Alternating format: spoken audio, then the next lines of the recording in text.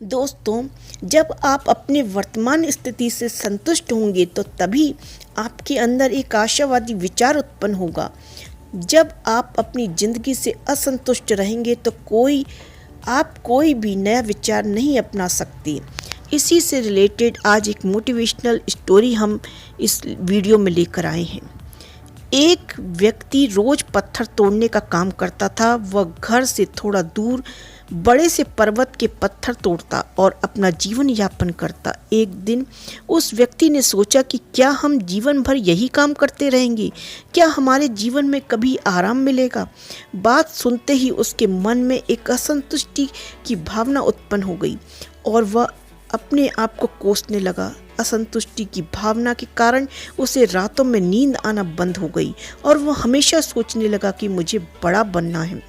एक रात जब वह सो रहा था तो उसने एक सपना देखा। जब वह पत्थर तोड़ने जा रहा था तो उसे रास्ते में एक बड़ा सा बंगला घर दिखाई दिया और उसने सोचा वो बंगला ही सबसे बड़ा है और ये मेरे पास होना चाहिए। ये उसने सपने में देखा।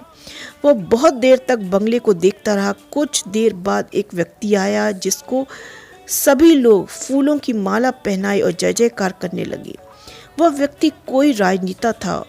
उस पत्थर तोड़ने वाले ने सोचा कि यह बंगला तो बड़ा नहीं है पर बड़ा तो वह व्यक्ति है जिसको सब इतना आदर सत्कार कर रहे हैं। जब वह पत्थर तोड़ने वाला व्यक्ति सोचने लगा कि नहीं, अब मुझे नेता बनना है। बंगला और नेता को धूप में खड़े होकर देखते देखते पत्थर वाला पसीना से तरबतर हो गया। फिर उसने ऊपर देखा तो उसे सूरज दिखाई दिया। तब उसने सोचा कि सबसे बड़ा वह सूरज है जो इतना ऊपर चमक रहा है और सबको रोशनी दे रहा है। मुझे भी कितना पसीने से तरबतर कर दिया। मुझे तो अब सूरज बनना है। वो सूरज को देख ही रहा था, तभी एक घना बादल आया और सूरज को ढक लिया। पत्थर तोड़ने वाला व्यक्ति ने सोचा कि बादल ही सबसे बड़ा है जो पूरे सूरज को ढक दिया। वो व्यक्ति बादल को देख ही रहा था कि हवा का एक झोंका आया और बादल तो दूर लेकर चला गया। जो बादल को पत्थर तोड़ने वाला व्यक्ति देखता रह गया। ये क्या हो रहा है? हवा का झोंका बादल को उड़ा के ले गया। हमें तो हवा बनना चाहिए क्योंकि हवा सबसे ज़्यादा ताकतवर है।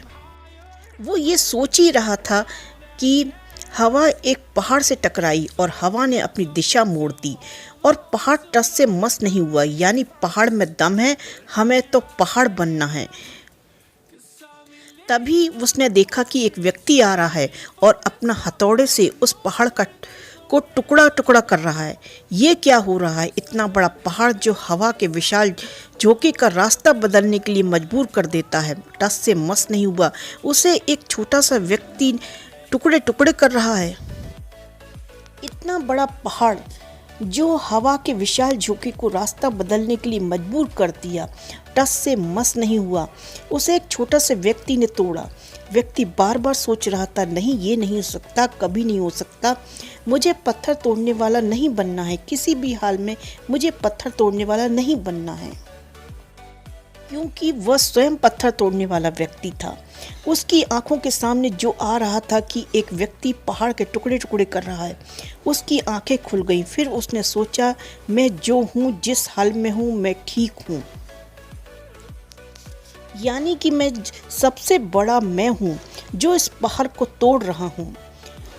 इस कहानी से ये सीख मिलती है कि जो कुछ हमारे पास उपलब्ध है हम उसकी इज्जत नहीं करते।